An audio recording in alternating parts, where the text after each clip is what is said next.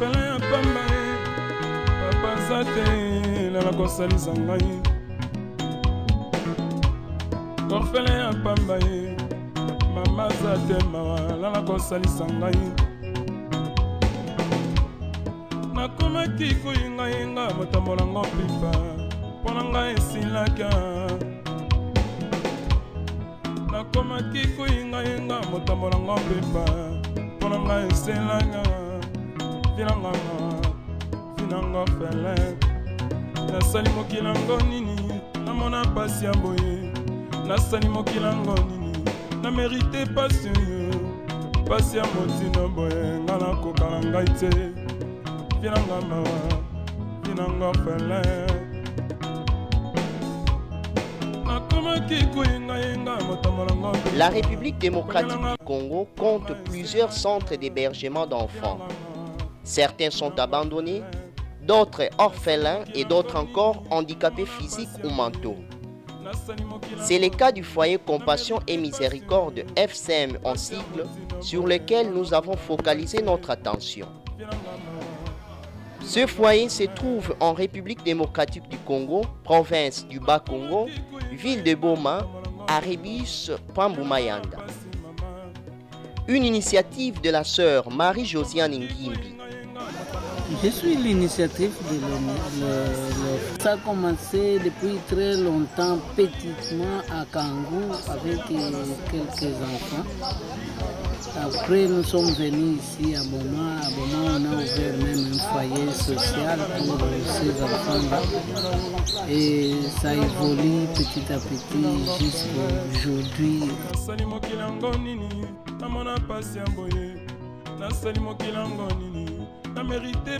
Se trouvant tout près de la route, ce foyer nécessite un enclos pour bien encadrer et protéger les enfants, chose qui n'est pas encore faite. Le terrain est vaste mais non clôturé.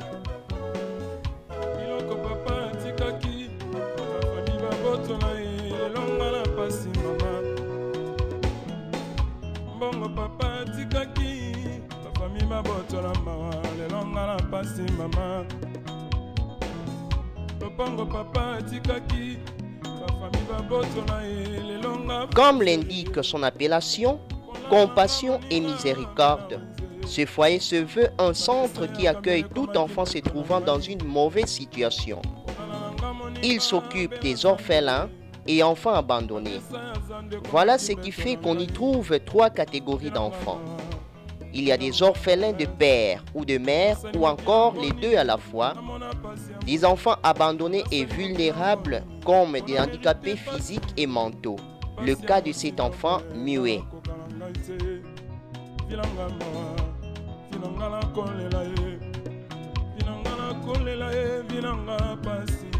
Nous avons la capacité d'accueillir plus ou moins 30 enfants sur place. Mais il y a beaucoup d'enfants aussi qui viennent du dehors. Pour le moment, nous avons 25 sur place.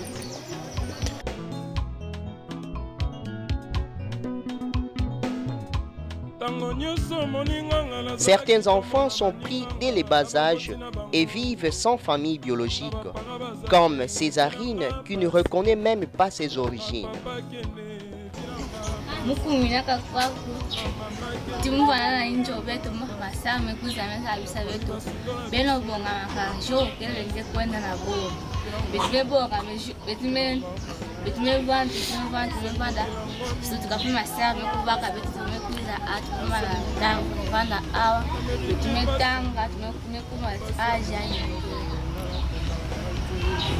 Avant wapi tenge vanda vanda?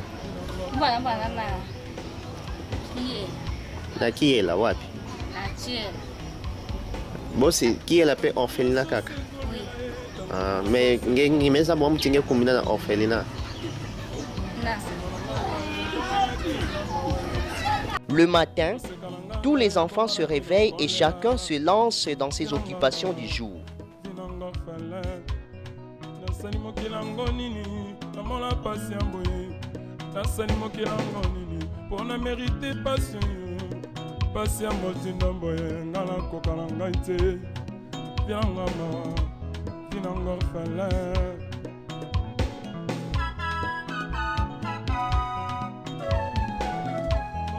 moko makanisi elinga moninga nanga ilelema nata poso neti mutu wanye kulamba semete katimaza watu napaima kuza nje wakomula plasi tamute wana plasi na vile komula yana kina toa kulamba amelamba maili kina toa kulamba mkoyo bisabana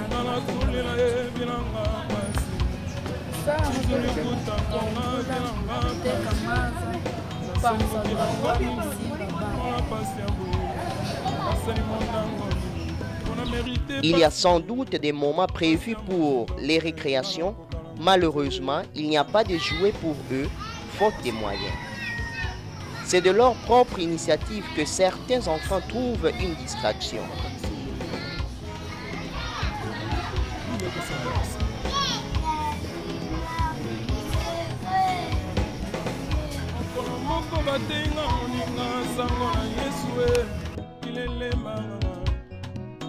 balobelinganga yesu papa borphelin natiaki tembe te nandimeli yesu yango natiaki tembe te nakambi na nzambe yango na nzela na nzambe nazwi bapara bakosunga ngai na ngolo na yesu nazwi baboti bakosunga ngai na ngolo na yesu nazwi fami monene na nzela na nzambe nazwi libota bakosunga ngai yango aina bilela pona limite yesu nalinga ya pona limite yesu nalinga ya pona limite yesu papa. La vie n'est pas facile. Tous, initiatrices, encadreurs et enfants trouvent à manger avec leurs propres efforts. L'élevage et l'agriculture constituent un appui essentiel pour la survie du centre. Comment nous vivons? Nous vivons de notre travail. Nous faisons des petites choses, nous avons l'élevage, des poules, des porcs, et puis des fabrications, des biscuits, des poissons, tout ça. Les jardins, tout ça.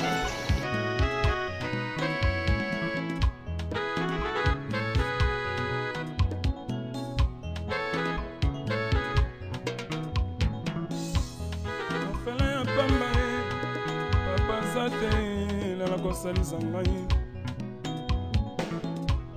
orphelin ya pamba ye mama za te mawa lala kosalisa ngai nakomaki koyingayenga motambolango pipa mpona ngai esilaka. En tout cas, en tant qu'encadreur, la difficulté que voilà na beto ya ngeke mona beto kenda kuyamba batu bakekuza bikila benu bana metango bamekuza bika kote ya survie benu mosi kena kubili yine metadi la maladi benu mosi badon comme tel batu bakekanisaka betekezwaka badon badon comme tel betekezwaka diaka yavu betekezwaka ve badon. Alors, on a dit que c'est là que na moi bisalo ya fait betike salaka ndeku na betike zwa ka moi ba moyen ya modèle kaka yina sam kaka betuku zwa moyen ya ku sauver bana yango côté ya survie, côté ya scolarisation, côté ya restauration. Sinon betike na ba difficulté vraiment na ina metadi la encadrement ya bana. Bon. Habillement ya ba udiaka bafona voata parce que les bakepuiza bayaka kama katuka na balabala bakele kaka na balabala ba phaseur ba enfant abandonné ba orphelin voire même ba orphelin yango ngeke ko na bakani na parfois alme katuka directement à l'hôpital mama keleve mama mekufwa ba para comme tel keleve parfois l'état mekusa bikila beno yandi alors na tangu ina belike kaka obligé ya kubaka bana parce que beto ne vise beto kele foyer et compassion miséricorde devise beto kele ya compassion alors compassion yina beto bakaka ya una ndege salaka beto pasi na kutumbukanga ntima na kuyekula bana beto fona baka ba ukaka na makiadi ya beto samke beto sauver bana ina luzingu betupesa bao luzingu betusove bao na bapasi na basituation ntango betukebaka bao abiye makeleve beli mosi fana se débrouiller casser la tête sam na kusosa bamoyen nyonso mpe okufana sam na kusosila bao mais betulenda sweka vendeke mona par exemple lungu beluta mère de la ville tant que mama anike kuwaka basouffrance badifficulté betuke na kuluta kwako dernièrement pene kusaka pesa betu mwa aide na ina metali na bilele sam na kupesa na bana inake kwa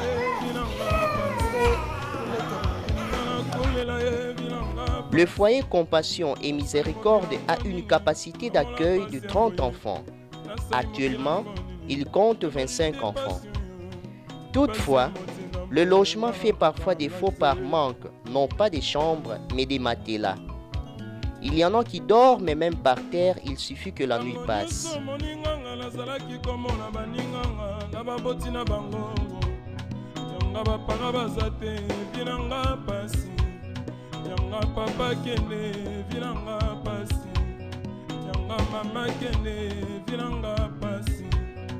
Famille basundona biso bilanga pasi bilanga bilanga fele nasali mokilango nini namona pasi ya boye nasali mokilango nini na mérité pasi pasi ya motino boye ngala kokala ngai te bilanga bilanga fele.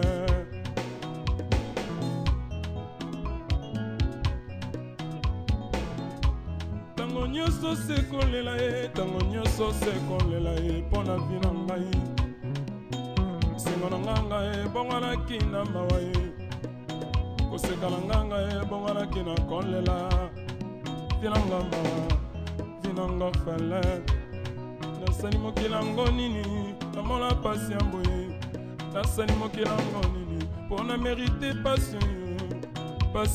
Ça dépend de la situation sociale des enfants. Il y a des enfants qui n'ont pas de famille, des enfants abandonnés, donc on les jette dans la rue ou dans la forêt et on vient déposer l'enfant ici. Nous allons fixer les délais pour que qui les prenne. Il n'y a presque personne pour les prendre. Si la famille existe, on cherche toujours à réinsérer l'enfant dans la mesure du possible. Peut-être quand l'enfant a l'âge de la raison.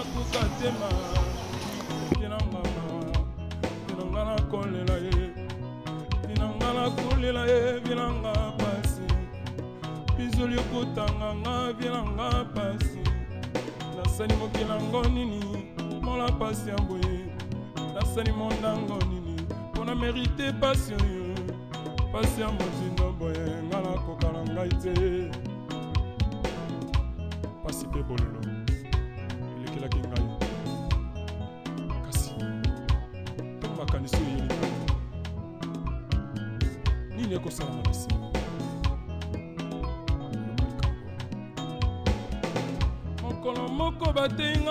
Le foyer Compassion et Miséricorde veut embrasser tout enfant se trouvant dans l'une des situations précitées et laisse ses portes ouvertes à toute personne de bonne volonté pour les aider à maintenir la survie de ce centre et protéger les enfants. Il remercie sans doute ceux qui emboîtent déjà les pas.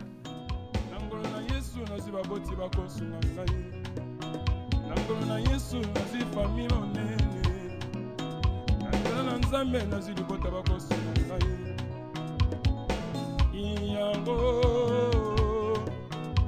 aina bilela mpona lini te Yesu nalinga ya mpona lini te Yesu nalinga ya mpona lini te